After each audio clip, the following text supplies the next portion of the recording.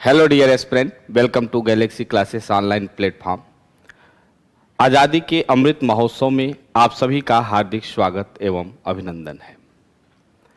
आज हम स्वतंत्रता के 75वें वर्षगांठ को एक दूसरे साथ मिलकर सेलिब्रेट करने जा रहे हैं और इस संदर्भ में गैलेक्सी क्लासेस आपके ज्ञानवर्धन के लिए, आपके कैरियर को एक नया आयाम देने के लिए, अपनी वचनबद्धता को सुनिश्चित करते हुए आपके साथ कुछ प्रश्नों को लेकर आई है जिस पर डिस्कस करने हम जा रहे हैं। और हमें उम्मीद नहीं, पूरा विश्वास है कि ये प्रश्न जो हमारे संविधान से लिए गए हैं, संविधान के विभिन्न भाग से लिए गए हैं, वो न सिर्फ आपका ज्ञानवर्धन करेंगे बल्कि आपको परीक्षा में अच्छा अंक दिलाने में भी सहयोग करेंगे। गैलेक्सी क्लासेस आज़ादी के इस 75वें वर्षगांठ को आपके साथ ज्ञान के आदान प्रदान के साथ सेलिब्रेट करने जा रही है। तो आइए एक बार फिर आप सभी को स्वतंत्रता दिवस की हार्दिक बधाई एवं शुभकामनाओं के साथ कुछ प्रश्नों पर हम आपसे चर्चा करेंगे और इन प्रश्नों के माध्यम से भारत के संविधान, भारत की राज्य व्यवस्था, भारत की शासन व्यवस्था को समझने की कोशिश करेंगे। एक पहला प्रश्न आपके सामने है कि 26 जनवरी 1950 को भारत की वास्तविक संवैधानिक स्थिति क्या थी? What was the actual constitutional position of India as on जनवरी 1950? आपके सामने चार ऑप्शन दिए गए हैं ABCD, इसमें से आपको एक जवाब देने हैं। An democratic republic, a sovereign democratic republic, a sovereign secular democratic republic, a sovereign socialist secular democratic Republic.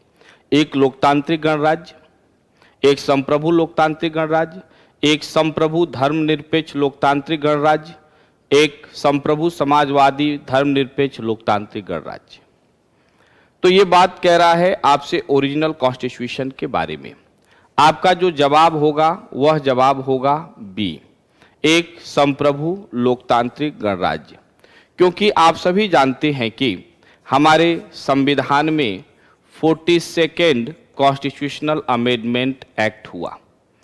तो 42वें संविधान संशोधन के द्वारा भारत के संविधान में उसकी प्रस्तावना में कुछ बदलाव किए गए, जहां समाजवादी, पंथ निरपेक्ष और अखंडता शब्द को ऐड किया गया।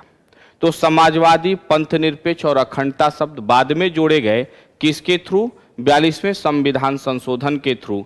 इसलिए आपका जवाब होगा एक संप्रभु लोकतांत्रिक गणराज्य। ओरिजिनल कॉन्स्टिट्यूशन में ये बात थी, राइट? तो ये जवाब आपका यहां पर कंप्लीट होता है।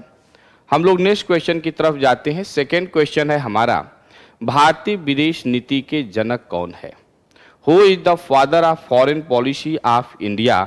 भारत के विदेश नीति के जनक कौन है? तो स्वाभाविक है कि भारत के विदेश नीति के जनक हैं पंडित जवाहरलाल नेहरू। भारत के संविधान में directive principle of state policies आप पढ़ेंगे तो इसमें आर्टिकल 51 डिस्कस किया गया है, जो इंटरनेशनल पीस और सिक्योरिटी की बात करता है। Promotion of international peace and security.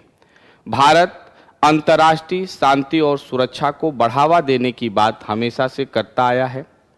जब दुनिया दो ध्रुव में बटा हुआ था, रूस और अमेरिका के बीच कोल्ड वॉर चल रहा था, पूंजीवादी राज्य अलग थे, समाजवादी राज्य अलग थे, ऐसी परिस्थिति में भारत ने गुट निरपेक्षता आंदोलन चलाया और गुट निरपेक्षता के तहत भारत किसी भी गुट में शामिल न होने का निर्णय लिया। तो ये भारत की विदेश नीति और इसके निर्माण में पंडित जवाहरलाल नेहरू का बहुत बड़ा योगदान था। इसलिए पंडित जवाहरलाल नेहरू को हम लोग father of foreign policy of India के नाम से जानते हैं। नेक्स्ट क्वेश्चन, राष्ट्रीय नागरिक रजिस्टर एनआरसी से संबंधित निम्नलिखित कथनों में से असत्य कथन की पहचान कीजिए। Identify the false statement in the following statement regarding national register of citizen. National register of citizen से संबंध में आपको फॉल्स स्टेटमेंट को क्या करना है, चूज करना है। जितने लोग लाइव आ गए हैं वो लाइक शेयर सब्सक्राइब जरूर कर लें गैलेक्सी क्लासेस को। पहला ऑप्शन है NRC is the register which contain the detail of all Indian persons in India. पहली बात तो इन्होंने ये कहा। दूसरी बात ये कह रहे हैं कि it was prepared after the 1951 census. 1951 की जनगणना के बाद इसे तैयार किया गया। तीसरी बात कह रहा है कि the register contain the detail of all persons enumerated during the census. Register में उस जनगणना के दौरान गणना किए गए सभी व्यक्तियों को विवरण शामिल है। तो ये ऑप्शन आपका क्या है, ये ऑप्शन टोटली रॉन्ग है। ये ऑप्शन आपका सी गलत है। उस वर्ष की जनगणना को शामिल नहीं किए जाते हैं, है ना। पूरे भारत के नागरिकों के बारे में बात करेगा। एनआरसी उन्हीं राज्यों में लागू होती है जहां अन्य देशों के नागरिक भारत में प्रवेश करते हैं। NRC is applicable only in the state from where citizen of other countries entered in India। तो इस ऑप्शंस के आधार पर हमें चूज करना था कि असत्य कथन की पहचान करिए, तो आपका जवाब होगा सी, राइट।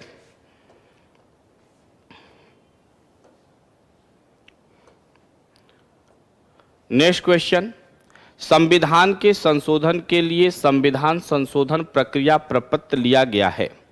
तो आप भी जानते हैं कि भारत में संविधान संशोधन की जो प्रक्रिया है, the procedure from is taken from the amendment of the constitution is taken from south Africa. कहाँ से लिया गया है, साउथ अफ्रीका से लिया गया है। तो भारत में संविधान संशोधन की दो बातें हैं। पहली बात तो एक सिंपल मेजोरिटी के साथ हमारे कॉन्स्टिट्यूशन में अमेंडमेंट किया जा सकता है। जैसे आर्टिकल 3 की हम बात करें तो जैसे किसी स्टेट का नाम चेंज करना हो, alteration the area of any state करना हो, किसी राज्य की राजधानी का नाम परिवर्तित करना हो, या किसी नए स्टेट का फॉर्मेशन करना हो, तो इसके संदर्भ में जो डिसीजन लिया जाएगा वो पार्लियामेंट के थ्रू लिया जाएगा और सिंपल मेजोरिटी से लिया जाएगा। तो एक तो दो तरीके से अमेंडमेंट होते हैं कॉन्स्टिट्यूशनल अमेंडमेंट। एक तो बाई सिंपल मेजॉरिटी से, साधारण बहुमत से लिए जाते हैं, और एक जो है आर्टिकल 368 के बारे में डिस्कस किया जाता है। इसमें दो तरीके से हम करते हैं, बाई स्पेशल मेजॉरिटी, विशेष बहुमत से। विशेष बहुमत का मतलब होता है कि उपस्थित और मतदान करने वाले सदस्यों का 2/3 से, राइट। और दूसरा होता है बाई स्पेशल मेजॉरिटी प्लस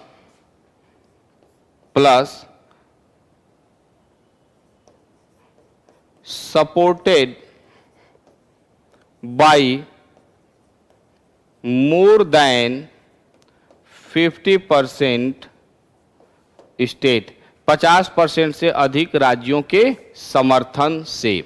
तो ये बातें यहाँ पर डिस्कस की गई हैं, है ना। तो ये जो प्रोसेस है ये वहाँ से ली गई है, साउथ अफ्रीका से। नेक्स्ट क्वेश्चन, निम्नलिखित में से कौन से कारक भारत की विदेश नीति को प्रभावित करते हैं। यानी कि उस फैक्टर के बारे में बात कर रहा है जो फैक्टर भारत के फॉरेन पॉलिसी को इफेक्ट डालते हैं।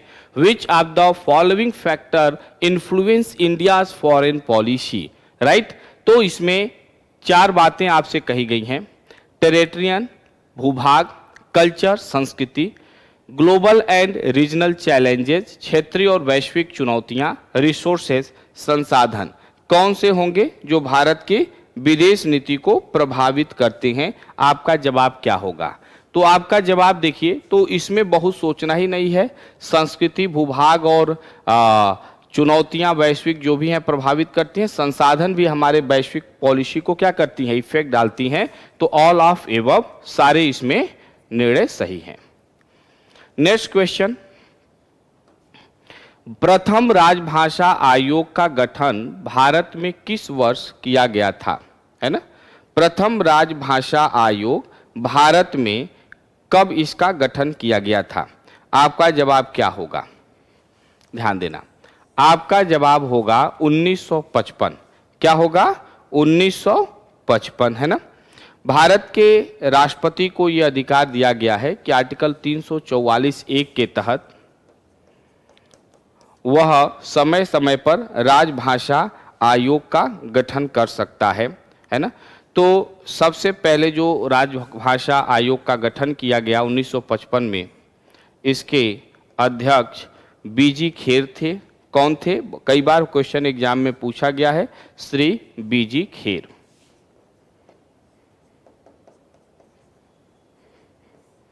श्री बीजी खेर, है ना, ये राजभाषा आयोग से संबंधित है।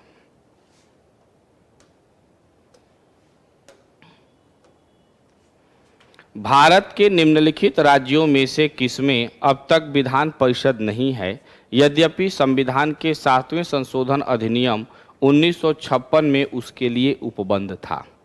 तो आपको ये देखना है कि कौन सा स्टेट है जिसमें विधान परिषद नहीं है। पहले विधान परिषद था, बाद में वहां पर विधान परिषद क्या किया गया, खत्म कर दिया गया। तो देखो, कर्नाटका में विधान परिषद है, बिहार में विधान परिषद है, महाराष्ट्र में भी है। आपका जवाब होगा मध्य प्रदेश, आपका आंसर होगा मध्य प्रदेश में विधान परिषद नहीं है, पहले वहां विधान परिषद का प्रावधान था।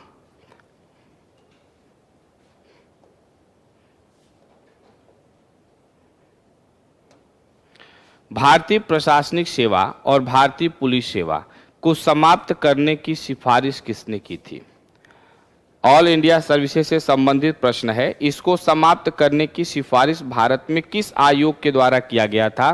तो राज मन्नार कमेटी ने ये सिफारिश की थी कि आईपीएस और आईएएस की कैटेगरी को आप भारत में क्या करिए, समाप्त करिए।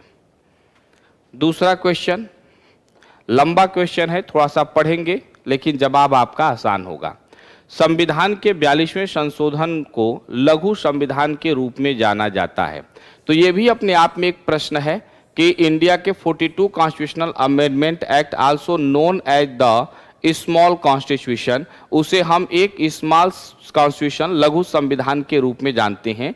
42nd constitutional amendment of act of the Indian constitution is also known as small constitution as it brought about massive amendment to the constitution.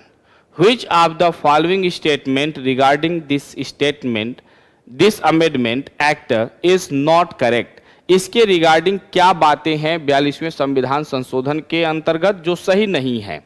तो the added the word socialist integrity and secular, तो अभी हमने इस पर बात किया कि हमारे संविधान के प्रेम्बल में 42वें संविधान संशोधन के थ्रू पहली बार अमेंडमेंट हुआ और 3 नए शब्द पंथ निरपेक्ष, समाजवादी और अखंडता जोड़ा गया। Right. Second, it's purpose was to curtail the power of Supreme Court and High Court for the validity of constitutional law। क्या है कि ये आपको कह रहा है कि इसका उद्देश्य संवैधानिक कानूनों की वैधता के लिए सर्वोच्च न्यायालय और उच्च न्यायालयों की शक्ति को कम करना था। राइट। तीसरा अधिनियम के अंतर्गत नागरिकों के लिए संविधान में 11 मौलिक कर्तव्य जोड़े गए। तो नहीं, देखो 42वें संविधान संशोधन के थ्रू भारत के संविधान में पार्ट 4A जोड़ा गया, आर्टिकल 51A जोड़ा गया। राइट। तो under this statement act 11th fundamental duties were added to the constitution for citizen, संविधान के लिए जोड़े गए इन संशोधन अधिनियम नागरिकों के लिए संविधान में। तो यहाँ पर जो मौलिक कर्तव्य जोड़े गए थे उसकी संख्या क्या थी, 10 मौलिक कर्तव्य जोड़े गए थे, 11 मौलिक कर्तव्य नहीं जोड़े गए थे। 11वां मौलिक कर्तव्य 86वें संविधान संशोधन के द्वारा जोड़ा गया और 11वां 11th फंडामेंटल ड्यूटीज कहता है कि every parents or guardian to ensure provide opportunity their child or ward to right to education, ये बात कह रहा है। तो ये आपको ध्यान में रखना है। तो यहीं पर हमें मिल गया, आगे भी देख लेते हैं। Under this the president was compelled to consult the council of minister, यानी इसके अंतर्गत ही मंत्रिपरिषद की सलाह से राष्ट्रपति को कार्य करने के लिए। तो ये बात बिल्कुल सही है, ये भी सही है, ये भी सही है। ये असत्य है क्योंकि 10 मौलिक कर्तव्य जोड़े गए थे, 11 मौलिक कर्तव्य नहीं जोड़े गए थे। और 11वां मौलिक कर्तव्य कहता है कि every parents or guardian to ensure provide opportunity their child or ward to right to education. आगे बात समझ में। तो ये डिस्कशन यहां पर किया गया। अपने आप में बहुत अच्छा प्रश्न था, बहुत अच्छा प्रश्न था, और इसका जवाब उससे भी अच्छा था। हाँ, एक बात और जरूर है कि 42वें संविधान संशोधन के थ्रू न्यायपालिका की शक्ति को भी कम करने का प्रयास किया गया, और यही नहीं, भारत के राष्ट्रपति की भी शक्ति को सीमित किया गया और कहा गया कि there shall be a council of minister for help and suggest to president of India. और प्रेसिडेंट सलाह मानने के लिए क्या होगा, president of India shall be bounded to take advice और suggestion from council of ministers. इस बात को यहां पर डिस्कस किया गया, राइट। नेक्स्ट क्वेश्चन देखेंगे। अगला क्वेश्चन, यह भी अपने आप में बहुत अच्छा क्वेश्चन है। किस संविधान संशोधन अधिनियम द्वारा संपत्ति के अधिकार को मौलिक अधिकार की सूची से हटा दिया गया? यह भी कई बार आपके एग्जाम में पूछा गया। पहली बात तो समझिए कि जो फंडामेंटल राइट्स था हमारा, उस फंडामेंटल राइट्स में एक आर्टिकल हुआ करता था, आर्टिकल 31, राइट टू प्रॉपर्टी। तो राइट टू प्रॉपर्टी जो है आर्टिकल 31, इसको replaced by 44th constitutional amendment act and added in article 300A। और इस प्रकार से आर्टिकल 300A अब राइट टू प्रॉपर्टी है, और राइट टू प्रॉपर्टी एक लीगल राइट के रूप में हम इसे जानते हैं। पहले फंडामेंटल राइट था, अब इसको फंडामेंटल राइट नहीं रहने दिया गया, अब वह लीगल राइट है 44वें संविधान संशोधन द्वारा।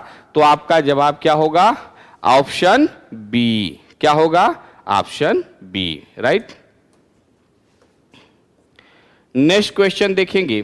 निम्नलिखित में से किस संशोधन अधिनियम द्वारा लोकसभा और विधानसभा के चुनाव दोनों के लिए मतदान की आयु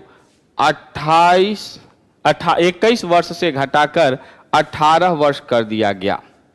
By which the Constitutional Amendment Act the voting age for both Lok Sabha and Vidhan Sabha election was reduced from 21 years to 18 years। यानी मतदाता की आयु को 21 वर्ष से घटाकर 18 वर्ष कर दिया गया।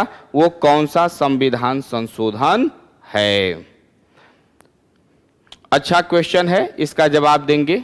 ये संशोधन है, पहले ही आपको ऑप्शन में मिल गया, 61st constitutional amendment act. Through 61st constitutional amendment act के द्वारा हम कह सकते हैं कि मतदाता की आयु को the voter age reduce 21 years from 18 years, ये आपका जवाब होगा। तो ये भी हमारे स्वतंत्रता के दृष्टि से देखें तो कितना महत्वपूर्ण चीज है कि मतदाता की आयु को 61वें संविधान संशोधन के द्वारा 21 साल से घटाकर 18 साल किया गया। यह अपने आप में नागरिकों को दिया गया एक बहुत बड़ा अधिकार है ना। Next question, Which of the following was established on the basis of the recommendation of Shri के संथानम कमेटी? संथानम कमेटी की सिफारिश पर निम्न में से किसका गठन हुआ? तो सीधे आप लगा देंगे केंद्रीय सतर्कता आयोग, है ना। केंद्रीय सतर्कता आयोग का जो गठन हुआ था केंद्रीय सतर्कता आयोग का गठन संथानम कमेटी के सिफारिश पर हुआ था?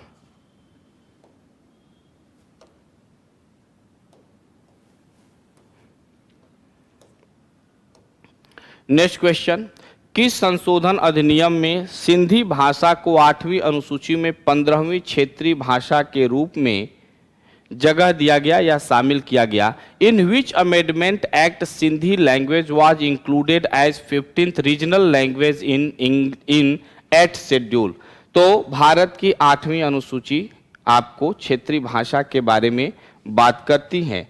तो आपको देखना है इस क्वेश्चन के माध्यम से कि सिंधी को किसके तहत जोड़ा गया। तो आपका सही जवाब होगा 21वां संविधान संशोधन अधिनियम 1968 के द्वारा सिंधी को 8वीं अनुसूची में 15वीं क्षेत्रीय भाषा के रूप में ऐड किया गया। नेक्स्ट क्वेश्चन, लोकायुक्त की संस्था सर्वप्रथम किस राज्य में स्थापित हुई? इस प्रश्न को भी हम लोगों ने लोकपाल और लोकायुक्त के अंतर्गत कई बार हम लोग डिस्कस कर चुके हैं, है ना। यहाँ फिर एक बार हम लोग डिस्कस कर लेते हैं। लोकायुक्त संस्था किस राज्य में स्थापित हुई? तो ओडिशा पहला स्टेट है ना। 1970 में उड़ीसा में लोकपाल की स्थापना हुई। क्या 1970 में उड़ीसा में पहले लोकपाल की स्थापना की गई? तो आपका जवाब होगा ओडिशा। क्या होगा? ओडिशा। नेक्स्ट क्वेश्चन, किस संविधान संशोधन अधिनियम में लोकसभा की सीटों को 525 से बढ़ाकर 545 कर दिया गया, है ना। 21वां संविधान संशोधन, 24वां संविधान संशोधन, 25वां संविधान संशोधन या 31वां संविधान संशोधन। कह रहा है कि in which constitutional amendment act the seat of Lok Sabha were increase from 525 to 545। आपका क्या जवाब होगा? तो आपका सही जवाब होगा 31वां संविधान संशोधन अधिनियम 1973।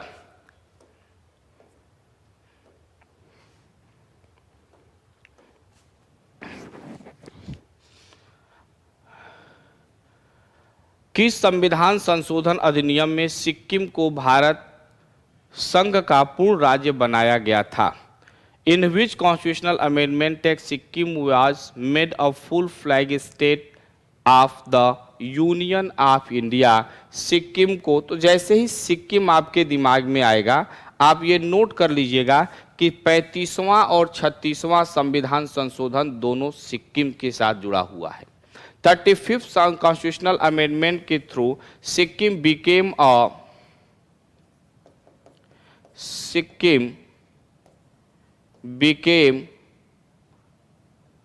a state of India. Sikkim Bharat का एक राज्य बना, लेकिन यहां पर सिक्किम भारत का पूर्ण राज्य का दर्जा उसे प्राप्त नहीं हुआ सिक्किम को।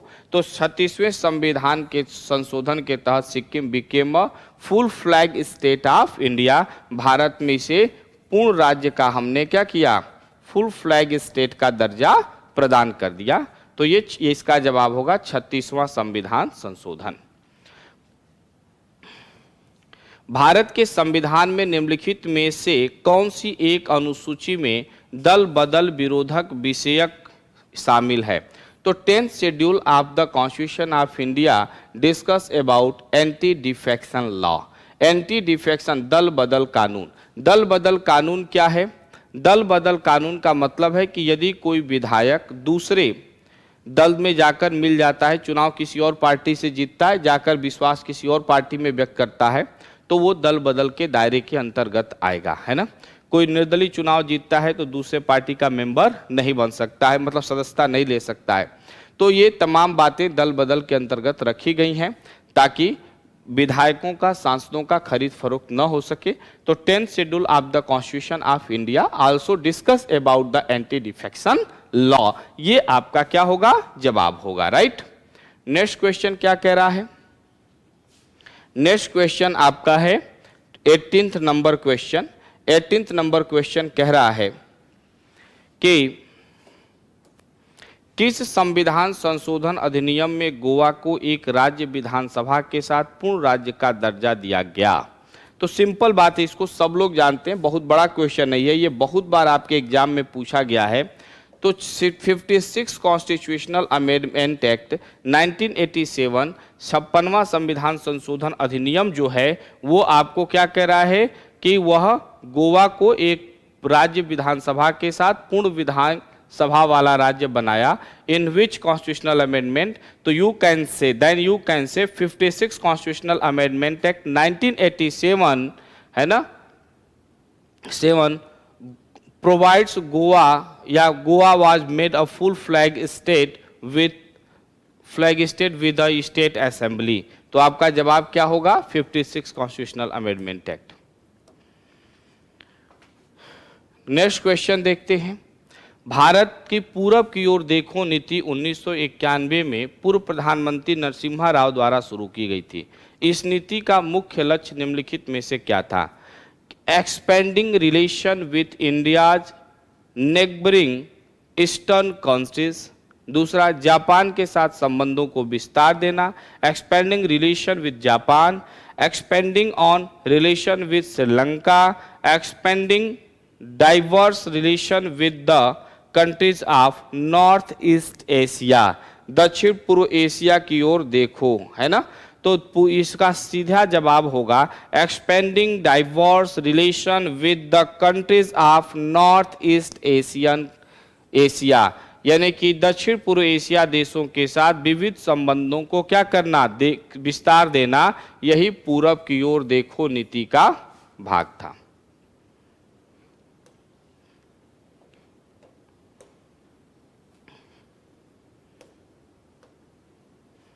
दक्षिण निम्नलिखित में से किस वर्ष घरेलू हिंसा से महिलाओं का संरक्षण अधिनियम लागू है?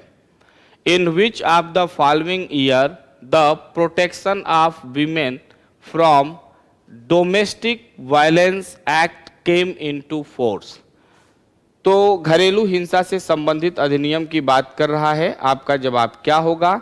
निम्न में से किस वर्ष घरेलू हिंसा से संबंधित महिलाओं के लिए महिलाओं के संरक्षण के लिए अधिनियम लागू हुआ? तो आपका जवाब क्या होगा? आपका जवाब होगा 2006 में यह अधिनियम लागू किया गया। नेक्स्ट क्वेश्चन,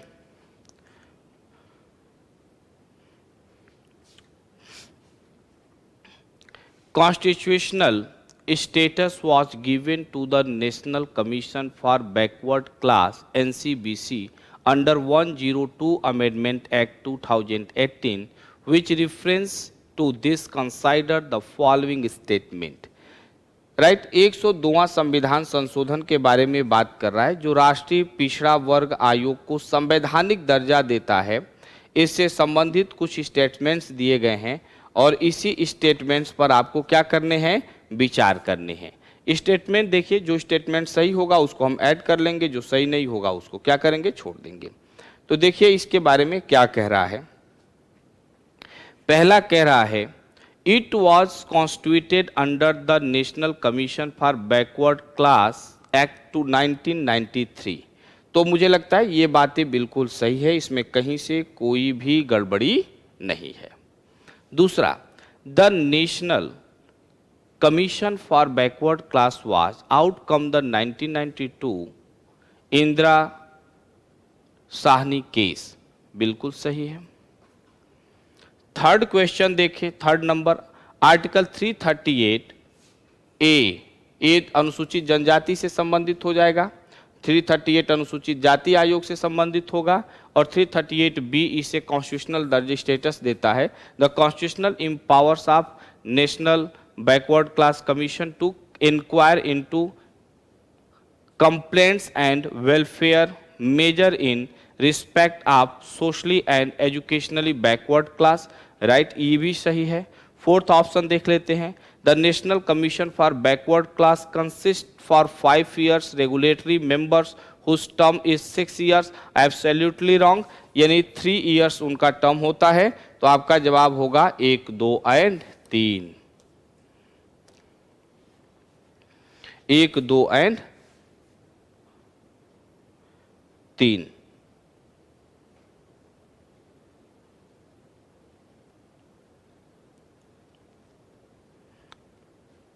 नेक्स्ट क्वेश्चन,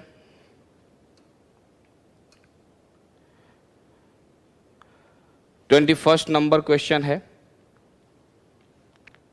जितने लोग भी लाइव आ गए हैं फटाफट लाइक शेयर एंड सब्सक्राइब कर लें ताकि अधिक से अधिक लोगों तक चीज़ों को पहुंचाया जा सके। 22 नंबर क्वेश्चन देखिए क्या कह रहा है। 22 नंबर क्वेश्चन कह रहा है कि भारतीय संविधान में 104वें संशोधन अधिनियम के संदर्भ में निम्नलिखित कथनों पर विचार करिए। Which reference to the 104th constitutional amendment act constitution of India consider the following.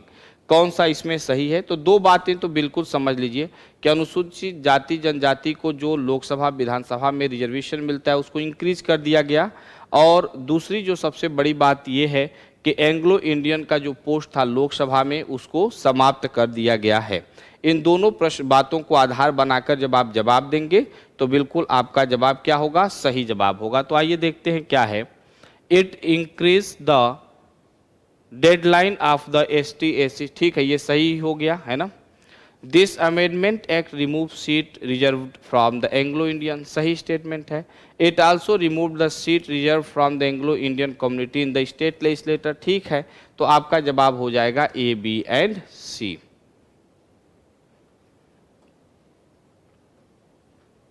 Next question क्या है? भारतीय संविधान के 104वें संशोधन अधिनियम के संदर्भ में निम्नलिखित कथनों पर विचार करिए, है ना। अच्छा, उसी क्वेश्चंस को इन्होंने नेक्स्ट क्वेश्चन देखा जाए। 23rd नंबर क्वेश्चन अपने आप में भी बहुत अच्छा क्वेश्चन है। केंद्र सरकार ने किसानों के हित जो कृषि कानून बनाए थे उसे सरकार ने वापस ले लिया। इस कानून को निम्नलिखित में से कौन सा कानून शामिल था? देखिए इसमें यह कह रहा है कि विच of the following law was included in this law which were made by the central government in the interest of the formal which where taken back by the government. ये वो कानून जो कृषि कानून के बारे में सब लोग जानते हैं, पूरे देश के अंदर कृषि कानून को लेकर एक बवाल मचा था, एक लंबा आंदोलन चला, और लंबे जद्दोजहद के बाद at least prime minister of India Shri Narendra Modi ने उसे क्या किया? डिसीजन को वापस लिया, अपने निर्णय को, और कह सकते हैं we can say taken back by the government of India. तो जो ये बैक लिया गया आखिर उसमें क्या क्या शामिल था, है ना। तो सबसे पहले दो तीन बात तो आप ओरल जान लीजिए, उसके बाद क्वेश्चन पर विचार करिएगा। पहली बात तो अब जो है कानून के संदर्भ में एक बात कह दी गई कि भाई देखो दाल दलहन तिलहन प्याज जो है वो जो आलू है ये आवश्यकता की वस्तुएं नेसेसरी कमोडिटीज जो है वो नहीं रहेंगी, है ना। अपने उत्पाद को भारत में आप कहीं भी किसी भी मंडी में ले जाकर क्या कर सकते हैं? बेच सकते हैं, है ना। तो आवश्यक वस्तु संशोधन अधिनियम देखिए इसमें दिया है, बिल्कुल दिया है।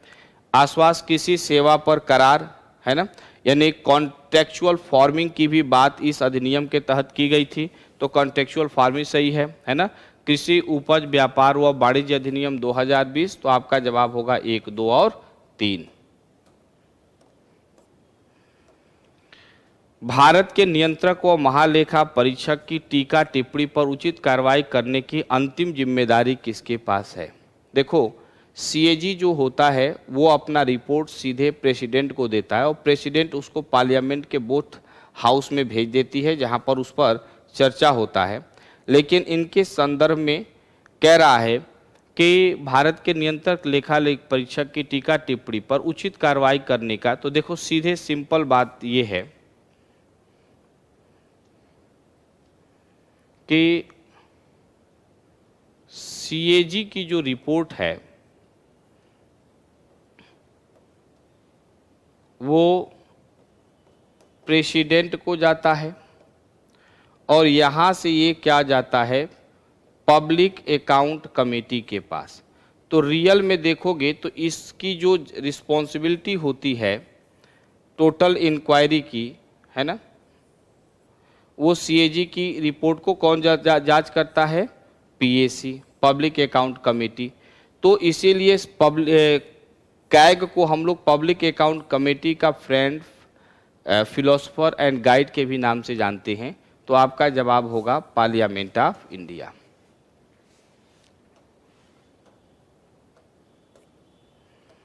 नेक्स्ट क्वेश्चन, निम्नलिखित में किस निकाय की वार्षिक रिपोर्ट भारत के राष्ट्रपति द्वारा संसद के समक्ष नहीं रखी जाती है? किस रिपोर्ट को राष्ट्रपति संसद के समक्ष नहीं रखता है ना? तो संघ लोक सेवा आयोग की रिपोर्ट को रखता है, वित्त आयोग की रिपोर्ट कैग को रखता है, राष्ट्रीय मानवाधिकार आयोग की रिपोर्ट को नहीं रखता है।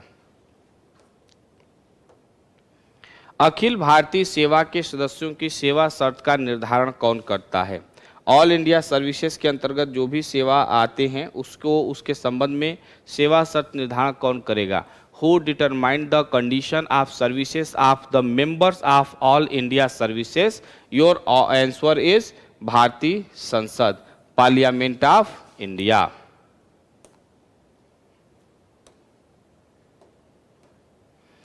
निम्नलिखित में से कौन सा लक्षण भारतीय परिसंघ और अमेरिकी परिसंघ में समान रूप से पाया जाता है? एकल नागरिकता, दोहरी न्यायपालिका, संविधान की 3 अनुसूचियां, संविधान के निर्वचन के लिए परिसंघीय उच्चतम न्यायालय, है ना, परिसंघीय उच्चतम न्यायालय। तो ये 2-3 बातें यहाँ पर डिस्कस की गई है। आपका क्वेश्चन है which one of the following feature of common in the federation of India's and federation of America? Single citizenship, dual judiciary, 3 list of the constitution, federal supreme court for the interpretation of the constitution, right? तो ये आपको discussion करना है, इसमें से कोई एक option आपको क्या कर लेना है, चूज कर लेना है। आप सही जवाब यहां पर दे सकते हैं, है ना।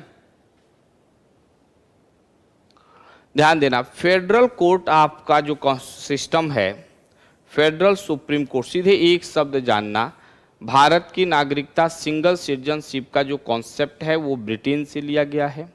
भारत में दोहरी न्यायपालिका का कॉन्सेप्ट है नहीं। शक्तियों का बंटवारा जो है वो ज़्यादातर कनाडा के कॉन्स्टिट्यूशन से इफेक्टेड है।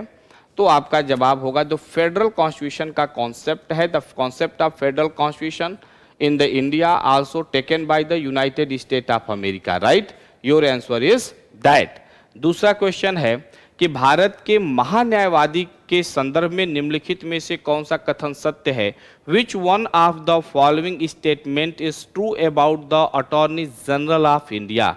आर्टिकल 75 में अटॉर्नी जनरल के बारे में डिस्कस किया गया है, right?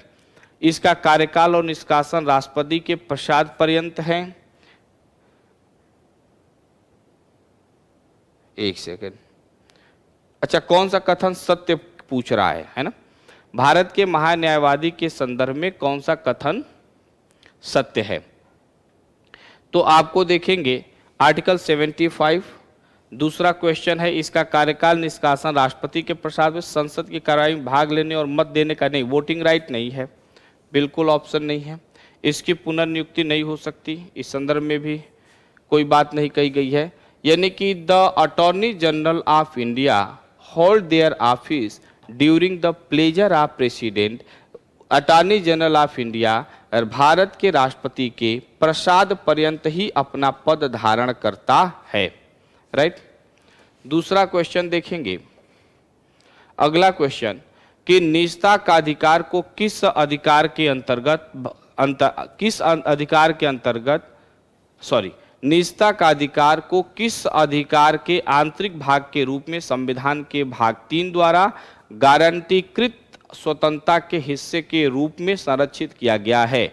The right to privacy has been protected in an intrinsic part of which right and as part of the freedom guaranteed by part 3 of the Constitution of India. तो right to privacy also come under Article 21। निजता का अधिकार जीवन जीने के अधिकार के ही अंतर्गत आता है। राइट टू प्राइवेसी, ध्यान देना, article 21 freedom of protection of life की बात कर रहा है। क्या? Freedom of protection of life, जीवन जीने का अधिकार। तो अनुच्छेद 21 जो है वो freedom of protection of life, जीवन जीने के अधिकार से क्या है, संबंधित है।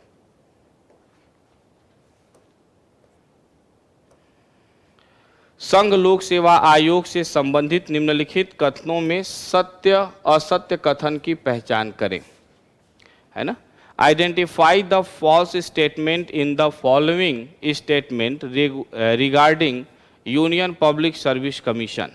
इसके अध्यक्ष और अन्य सदस्यों की नियुक्ति भारत के राष्ट्रपति द्वारा की जाती है। इसका कोई भी सदस्य 6 साल की अवधि के लिए या 65 साल की अवधि तक जो भी पहले हो पद पर बना रहेगा। संघ लोक सेवा आयोग द्वारा कोई सदस्य भारत के राष्ट्रपति को लिखित त्यागपत्र देकर अपने पद से इस्तीफा दे सकता है। कोई भी सदस्य अपने कार्यकाल में पुनर्नियुक्ति का पात्र होता है। आपको कोई भी एक ऑप्शन इसमें से क्या करना है, चूज कर लेना है। क्या जवाब होगा? कोई भी सदस्य अपने कार्यकाल में सदस्य पुनर्नियुक्ति का पात्र होता है ना।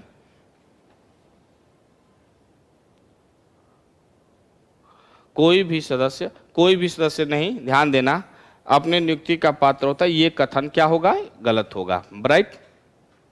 बाकी स्टेटमेंट, अध्यक्ष फर्दर अपॉइंटमेंट का पात्र नहीं होता है और सदस्य अध्यक्ष के रूप में नियुक्त हो सकता है, right. Next question, the establishment of which of the following is not mention in the constitution.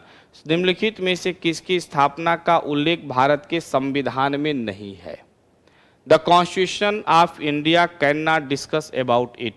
कौन है जो उसके बारे में संविधान नहीं डिस्कस करता है? You also know that NITI Aayog, है ना। पहले ये प्लानिंग कमीशन होता था, प्लानिंग कमीशन से रिलेटेड क्वेश्चन पूछे जाते थे। बाकी फाइनेंस कमीशन, इलेक्शन कमीशन या पब्लिक सर्विस कमीशन के बारे में constitution of India directly discuss करता है, बट नीति आयोग के बारे में संविधान का कोई भी आर्टिकल कोई बात नहीं करती है ना। इसलिए नीति आयोग आपका क्या होगा, राइट आंसर होगा। नेक्स्ट क्वेश्चन, भारतीय राष्ट्रीय मानवाधिकार आयोग का अध्यक्ष निम्नलिखित में से कौन सा हो सकता है? ह्यूमन राइट कमीशन का जो चेयरमैन होता है वो कौन हो सकता है? तो स्वाभाविक बात है कि इनका जो अध्यक्ष होता है वो सर्वोच्च न्यायालय का सेवानिवृत्त मुख्य न्यायाधीश, retired chief justice of the supreme court, है ना। तो ये सब नॉर्मल क्वेश्चन है और ये हमको जानना चाहिए। इस क्लास के माध्यम से भारतीय संविधान के कुछ महत्वपूर्ण पहलुओं पर हम आपसे चर्चा करने जा रहे हैं।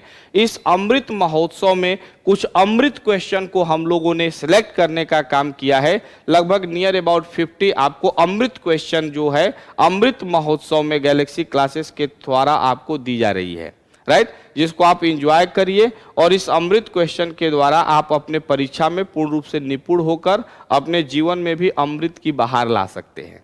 तो 75 जो है हम लोग जो सेलिब्रेशन ऑफ इंडिपेंडेंस डे जो कर रहे हैं, इसको प्राइम मिनिस्टर ने डिक्लेयर किया है कि आप हर घर तिरंगा लगाइए। तो निश्चित रूप से ये अच्छा एक पहल है, हम सबको इस पहल में आगे बढ़ना चाहिए। कोई भी ऐसी बात जो सकारात्मक हो, जो लोगों की प्रगति से संबंधित हो, जो राष्ट्र की प्रगति से संबंधित हो, उसको हमें स्वीकार करना चाहिए, उस दिशा में आगे बढ़ना चाहिए। हमारा संविधान हमारे नागरिकों से अपेक्षा रखता है कि वो भारत के राष्ट्रगान को, भारत के ध्वज को, भारत के स्वतंत्रता आंदोलन में जो लोग भाग लिए हैं उनके आदर्श विचारों को आत्मसात करें, सम्मान करें। यही नहीं, भारत का संविधान भारत के नागरिकों से राष्ट्रीय एकता और अखंडता को भी बात करता है। साथ ही साथ लोगों के बीच बंधुत्व और भाईचारे के भाव को सृजन करने की भी बात भारत के संविधान द्वारा भारत के नागरिकों से कहा जाता है। इसलिए यदि देश को आप एक परम वैभवशाली राष्ट्र बनाना चाहते हैं, एक खुशहाल राष्ट्र बनाना चाहते हैं, एक समृद्ध राष्ट्र बनाना चाहते हैं, तो राष्ट्रीय एकता और अखंडता को बढ़ावा देने की आवश्यकता है।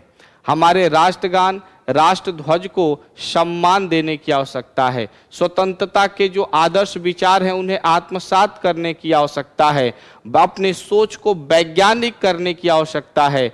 जब भी आपको राष्ट्र के लिए पुकारा जाए, आप राष्ट्र सेवा के लिए हमेशा तत्पर रहें, तैयार रहें। ऐसी अपेक्षा के साथ हम अपने स्वतंत्रता के 75वें वर्षगांठ को मनाने जा रहे हैं। और इस संदर्भ में 33वां प्रश्न है, विच of the following was established on the basis of the recommendation of Shri के संथानम कमेटी। के संथानम कमेटी किससे संबंधित है? आपका क्या जवाब होगा? कि स्वाभाविक है, इस क्वेश्चन को हम लोग पहले भी कर चुके हैं, ये क्वेश्चन रिपीट हो गया है। आपका जवाब होगा केंद्रीय सतर्कता आयोग। भारत में लोकपाल से संबंधित निम्नलिखित कथनों में से असत्य की पहचान करिए। Which is not true regarding to Lokpal, है ना। Identify the incorrect statement from the following statement regarding Lokpal in India, है ना। कौन सा होगा?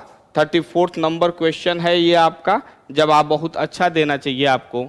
लोकपाल बहुसदस्यीय निकाय है। इसका गठन चेयरपर्सन 8 सदस्य होते हैं। लोकपाल संस्था का चेयरपर्सन भारत का पूर्व मुख्य न्यायाधीश ही होना चाहिए। ये स्टेटमेंट सही नहीं है ना। पूर्व मुख्य न्यायाधीश ही होना चाहिए, ऐसी बात कोई यहां पर नहीं कही गई है। बाकी चीजें ठीक है। 35 नंबर क्वेश्चन, भारत के संविधान के अंतर्गत निम्नलिखित में से कौन सा मौलिक कर्तव्य नहीं है? तो सार्वजनिक संपत्ति की सुरक्षा, वैज्ञानिक सोच, सार्वजनिक चुनाव में मतदान, संविधान के आदर्शों का सम्मान। तो मतदान की बात कहीं भी यहाँ पर डिस्कस नहीं की गई है ना। कहीं भी आपको फंडामेंटल ड्यूटीज में डिस्कस नहीं की गई है। केंद्र और राज्यों के मध्य विवादों का निर्णय सर्वोच्च न्यायालय की शक्ति किसके अंतर्गत आती है?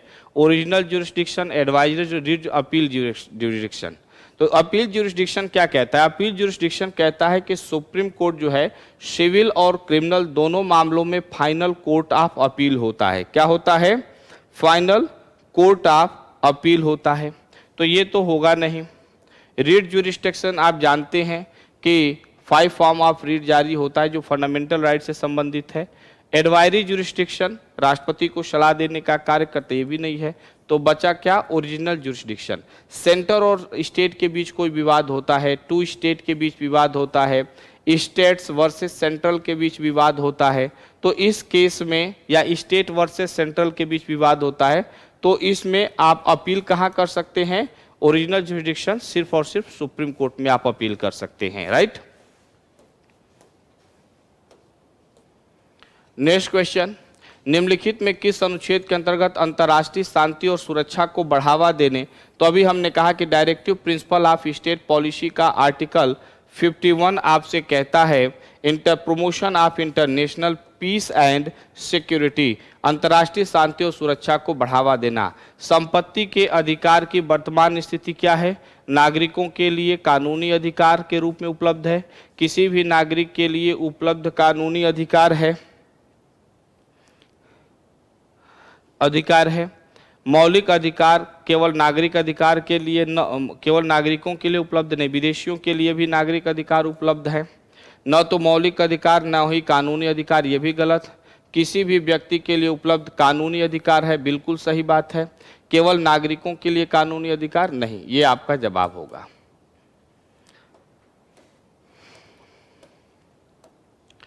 समान न्याय और मुक्त कानूनी सहायता से संबंधित कौन सा अनुच्छेद है? भारत के संविधान में कौन सा अनुच्छेद जो है आपको समान न्याय और निःशुल्क कानूनी सहायता की बात कर रहा है? तो ध्यान देना, 2 आर्टिकल हम लोग पढ़ते हैं, 39A और 39D। 39A equal justice and free legal aid for poor, सीधे बात कर रहा है equal justice and free legal aid for poor, right. और 39D क्या कह रहा है? इक्वल पे फॉर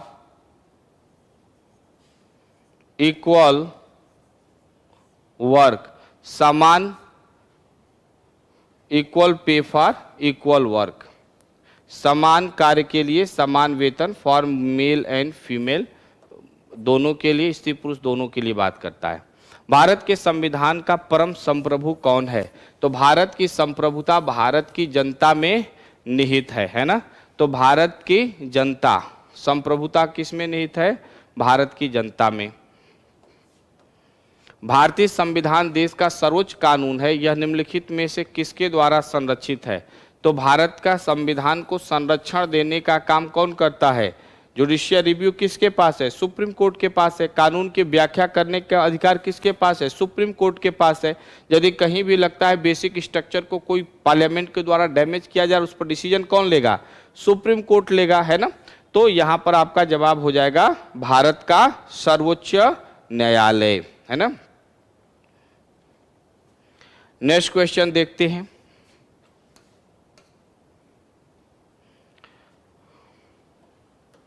निम्नलिखित में से कौन सा एक संवैधानिक निकाय नहीं है? चुनाव नीति आयोग, सिंपल, है ना।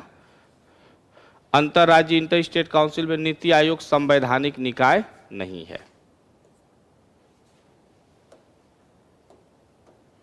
संविधान का कौन सा अनुच्छेद संसद को मौजूदा राज्य की सीमाओं में बदलकर एक नए राज्य के अधिकार बनाने का अधिकार देता है? तो आर्टिकल 3 अभी हमने डिस्कस किया। Alteration the area of any state, formation of new state, change the name of state, और ये सभी सिंपल मेजोरिटी से ही क्या है? It can be possible through simple majority. ये सभी साधारण बहुमत से ही क्या हो जाएंगे? संभव होते हैं। निम्नलिखित में से कौन राज्य नीति निर्देशक तत्व का मुख्य स्तंभ नहीं है? लोकतांत्रिक सिद्धांत, उदारवादी, गांधीवादी, सामाजिक, आर्थिक सिद्धांत। तो दरअसल में देखो, जो ये बांटा गया है directive principle of state policy को, directive principle of state policy also divided in 3 thoughts: socialist, liberal intellectual and Gandhian philosophy, है ना। तो 3 भागों में डिवाइड किया गया है। तो आपका जवाब क्या हो जाएगा? डेमोक्रेटिक। सिंपल बात है, लोकतांत्रिक आधार पर हमने इसको बांटने का काम नहीं किया है।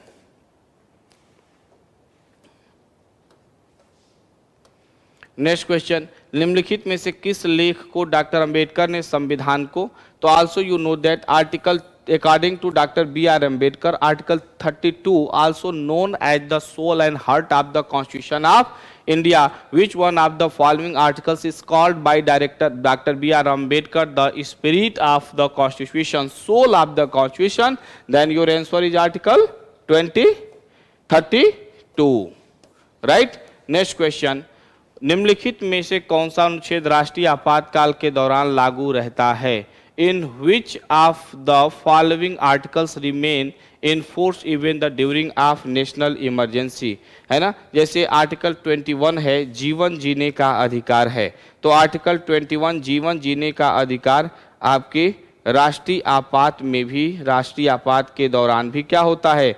लागू रहता है। जीने का अधिकार आपको कोई नहीं छीन सकता है ना। यानी बाकी फंडामेंटल राइट्स जो है वो समाप्त हो सकते हैं एक्सक्लूडिंग आर्टिकल 32 अनुच्छेद आर्टिकल 21, एक्सक्लूडिंग आर्टिकल 21, 21 को छोड़कर। संविधान का अनुच्छेद 18 संबंधित है। तो 14 से 18 समता का अधिकार है। आर्टिकल 14 कह रहता है equality before law and equal protection of law. Article 15 कहता है prohibition of discrimination on certain ground, caste, race, gender, place of birth, ETC, है ना। आर्टिकल 16 कह रहा है equality of opportunity in the matter of public employment. और article 70 कह रहा है प्रोहिबिशन ऑफ अनटचेबिलिटी, छुआछूत को अंत करना। और आर्टिकल 18 कह रहा है प्रोहिबिशन ऑफ टाइटल्स, उपाधियों को क्या करना? अंत करना, या एवोल्यूशन ऑफ टाइटल्स, उपाधियों का अंत करना। तो आपका जवाब क्या होगा? Evolution of titles.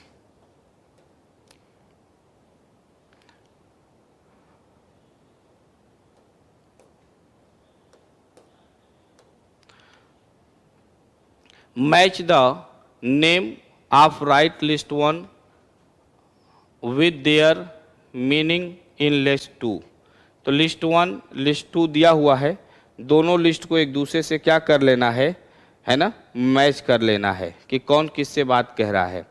तो देखो कौन क्या कह रहा है हैबियस कॉर्पस। हैबियस कॉर्पस का मतलब क्या होता है? हैबियस कॉर्पस जो है वो आपको आर्टिकल 21 से संबंधित है और वो सीधे बात करता है कि बंदी को किस कारण से आपने किसी को बंदी बनाया है, 24 घंटे के अंदर उसे आप क्या करेंगे, न्यायालय में प्रस्तुत करेंगे, है ना। को warranto by what your authority, simple बात है, यहां से मैच करिए तो आपका 4 का क्या होगा, बी। देखिए 4 का बी कहाँ कहाँ दिया है, तो ऑप्शन ये बना, ऑप्शन ये बना। उसके बाद कह रहा है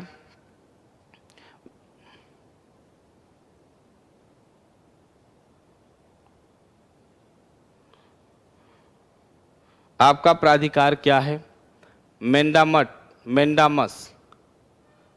मेंडामस जो है एक सरकारी कर्मचारियों को दिया जाने वाला आदेश है। क्या है?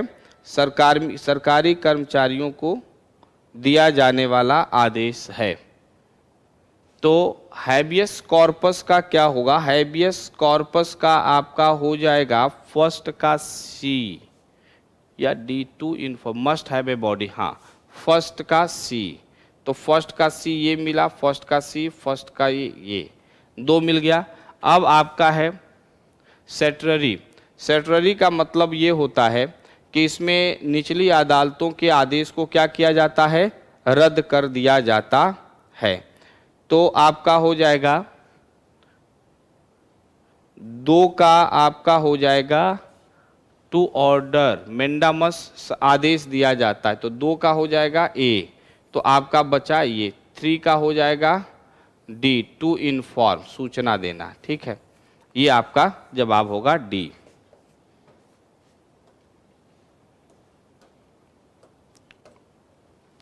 सूची 1 में रीटों के नाम सूची 2 के अर्थों में सुमेलित कीजिए, वही क्वेश्चन है। राज्य सिविल सेवा आयोग के अध्यक्ष और सदस्यों की नियुक्ति निम्नलिखित में से किसके द्वारा की जाती है ना। तो राज्य सिविल सेवा के अध्यक्ष एवं सदस्यों की नियुक्ति स्टेट का गवर्नर करता है, लेकिन हटाने का काम कौन करता है, प्रेसिडेंट करता है। संघ लोक सेवा आयोग के सदस्य की सेवानिवृत्ति का आयु क्या है? संघ लोक सेवा आयोग के सदस्यों की सेवानिवृत्ति का आयु क्या है? तो सिंपल जवाब है 65 ईयर्स, है ना।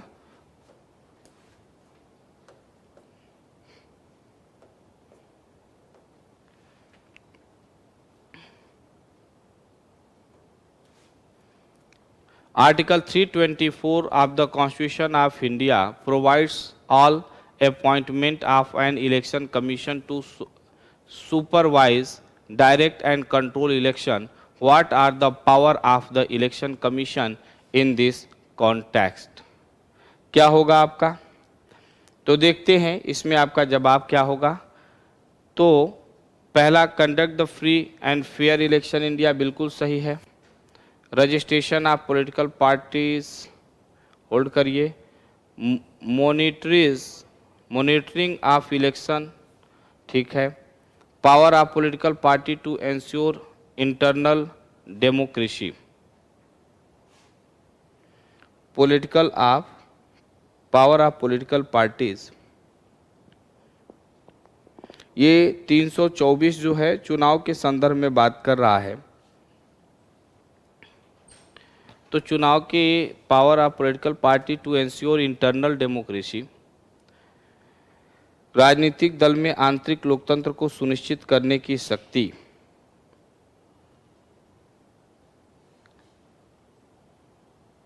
पॉलिटिकल पार्टी को रजिस्ट्रेशन करने की भी शक्ति है। आपका जवाब होना चाहिए ऑल ऑफ दिस, लेकिन question constitution provides the appointment and an election commission to supervise, ठीक है, all of above. Next question, संविधान के अनुच्छेद 324 राजनीतिक दलों का पंजीकरण करना, रजिस्ट्रेशन, उनकी मान्यता देने का भी कार्य कौन करता है? निर्वाचन आयोग ही करता है। ठीक है। यदि भारत के राष्ट्रपति और उपराष्ट्रपति दोनों त्याग पर दे तो ऐसी स्थिति में क्या होता है? सर्वोच्च न्यायालय का न्यायाधीश, मुख्य न्यायाधीश कुछ दिनों तक न्यायाधीश के रूप में कार्य करेगा। 6 महीने के अंदर आप राष्ट्रपति का चुनाव करा लेंगे।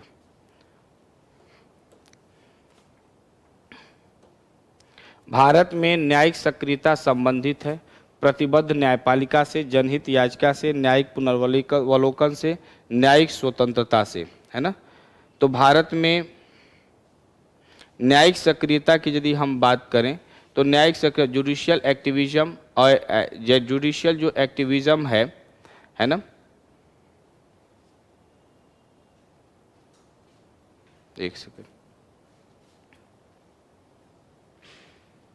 जुडिशियल जो एक्टिविज्म है, जुडिशियल एक्टिविज्म जनहित याचिका से इसको जोड़कर आप देख सकते हैं।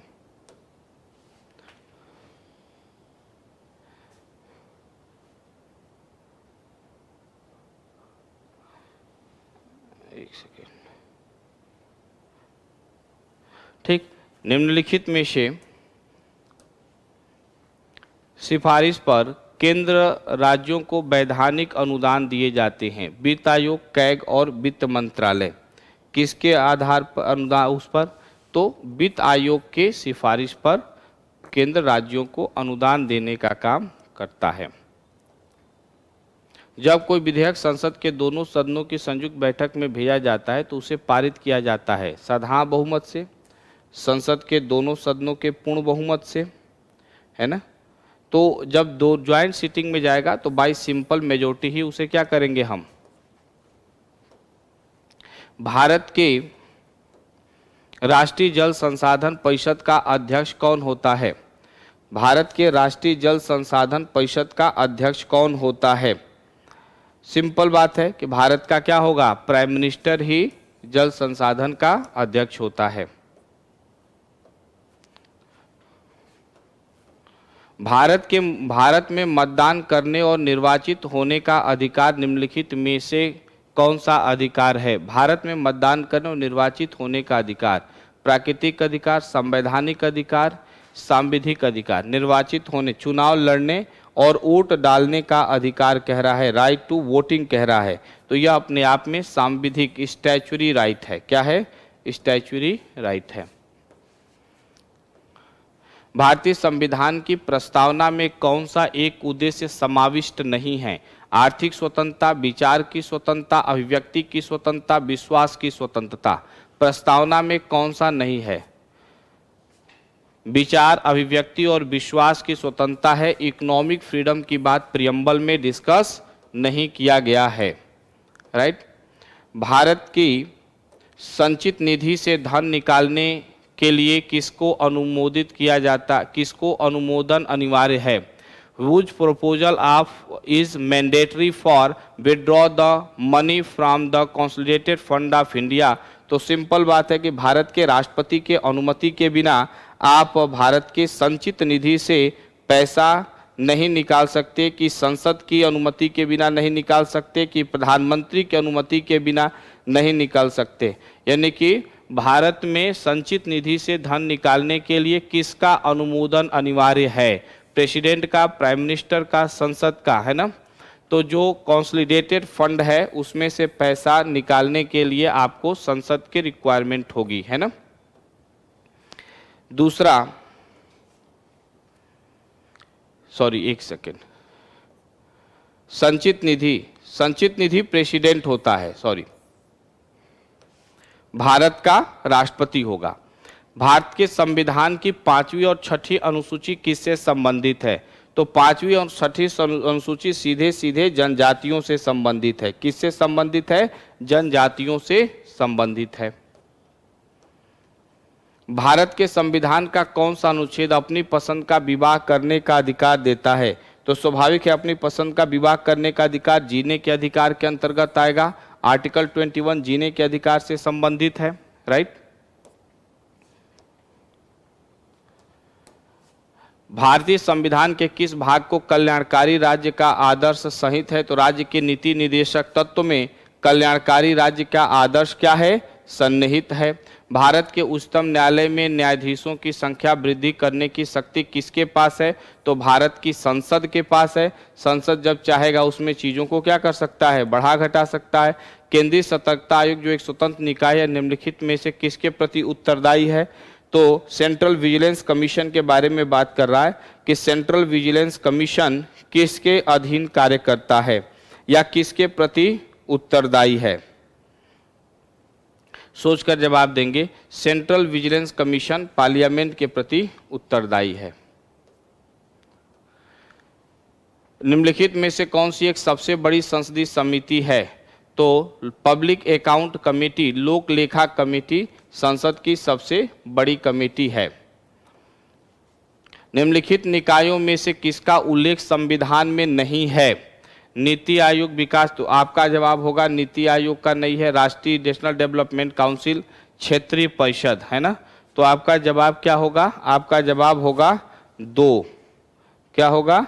जवाब होगा 2।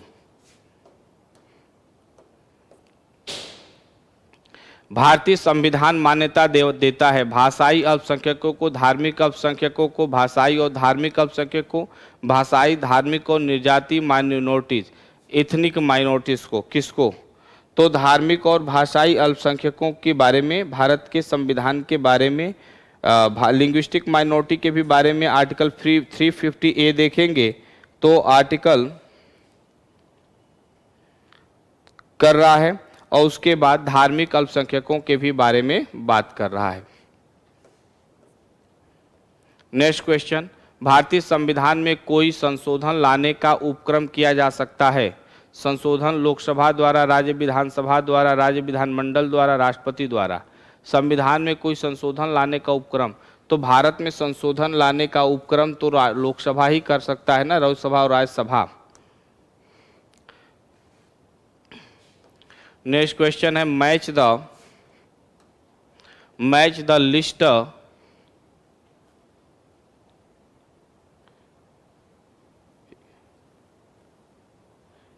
मैच द लिस्ट के बारे में बात कर रहा है। कुछ लिस्ट है, आपको उसके आधार पर चीजों को कैच करना है कि क्या बातें इसमें होंगी।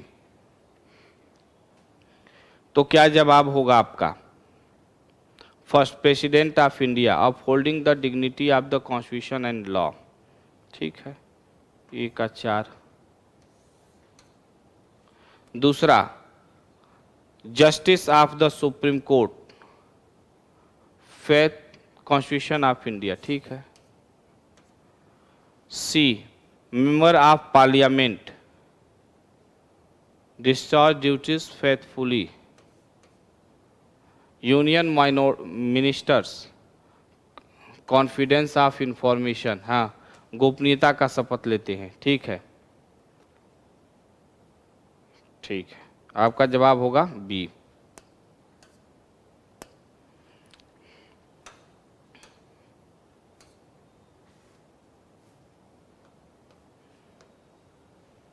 निम्नलिखित में किन लक्षणों से यह निर्धारित होता है कि भारतीय संविधान अपनी प्रकृति में परिसंघी है?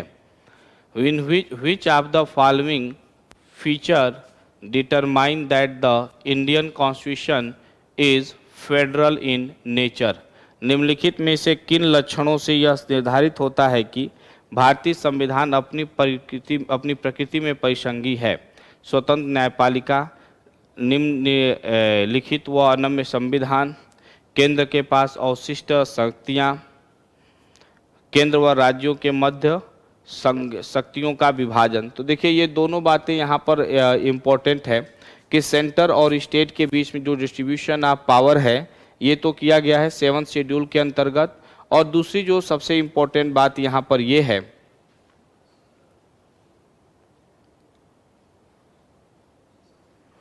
दूसरी जो बात है कि अवशिष्ट शक्तियां केंद्र के पास है, लेकिन जो परिसंघीय व्यवस्था के बारे में कह रहा है फेडरल, तो सेंटर और स्टेट के बीच पावर का बंटवारा, वो अवशिष्ट शक्तियां केंद्र के पास उसको एकात्मक की तरफ क्या कर रही है? झुकाने का काम कर रही है, यूनिटरी की तरफ।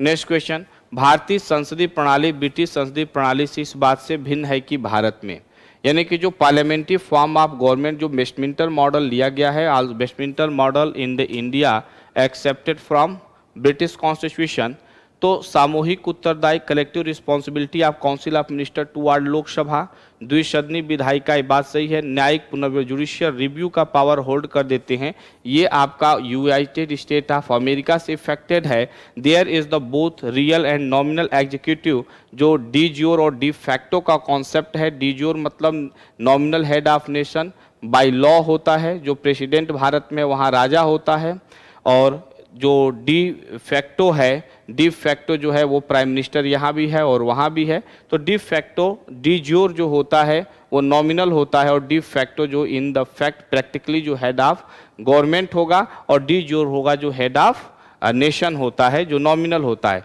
तो ये तीनों बातें यहाँ से इफेक्टेड है, ये आपका जवाब है ना। भारत में किस बात से भिन्न है, तो इस बात से, राइट। दूसरी बात कह रहा है कि उच्च न्यायालय के न्यायाधीशों को पेंशन दिया जाता है, भारत के किस निधि से दिया जाता है? भारत की संचित निधि से दिया जाता है, भारत की आकस्मिक। अच्छा, एक क्वेश्चन वहाँ पर आया था पीछे, यहाँ पर थोड़ा सा ध्यान रख लेंगे। कॉन्सोलिडेटेड फंड से पैसा निकालना हो, सही जवाब है। वहाँ पर थोड़ा सा हम लोग मिस्टेक कर लिए थे। कॉन्सोलिडेटेड फंड से पैसा निकालना हो तो आपको पार्लियामेंट से परमिशन लेना हो, और इमरजेंसी फंड जो है, कॉन्स्टिजेंसी फंड से पैसा निकालना हो तो आपको प्रेसिडेंट से परमिशन लेना होगा। वहां पर थोड़ा सा आप उस क्वेश्चन को क्या कर लेंगे, अमेंडमेंट कर लेंगे, राइट।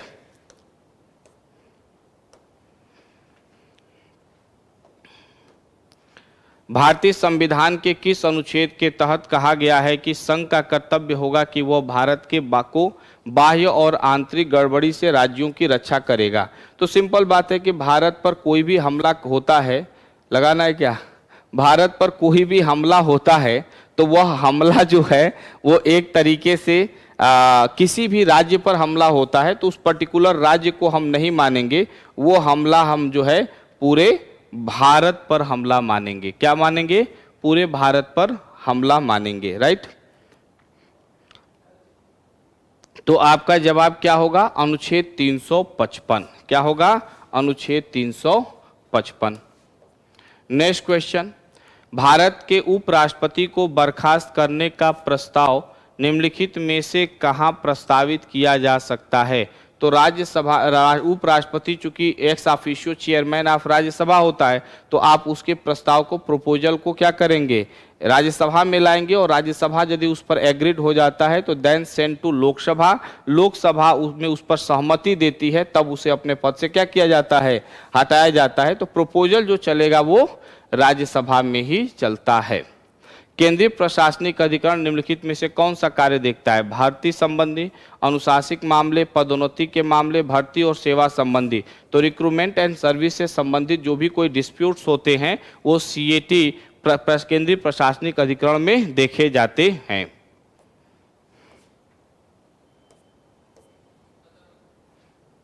ठीक है, तो यहाँ पर हमने बच्चों के 75वां जो है हम स्वतंत्रता दिवस मना रहे हैं, और भारत के माननीय प्रधानमंत्री श्री नरेंद्र मोदी जी ने इसे अमृत महोत्सव के रूप में हर घर तिरंगा लगाने का आह्वान किया है। अमृत महोत्सव के रूप में हम स्वतंत्रता दिवस को सेलिब्रेट कर रहे हैं। तो इस अमृत महोत्सव में 75 अमृत क्वेश्चन, क्योंकि 75वां हम स्वतंत्रता दिवस मना रहे हैं, तो 75 अमृत क्वेश्चन आपको क्या किया गया, गैलेक्सी क्लासेस से प्रोवाइड किया गया है, जो आपके जीवन में अमृत घोलने का कार्य करेगा और आपको परीक्षा में अच्छे अंक से पास कराने का कार्य करेगा। आप सभी गैलेक्सी क्लासेस से जुड़े रहे, इसके लिए बहुत बहुत धन्यवाद। एक बार पुनः आपको स्वतंत्रता दिवस की ढेर सारी हार्दिक बधाई एवं शुभकामनाएं हम आपको गैलेक्सी क्लासेस की तरफ से देते हैं। जय हिंद, जय भारत।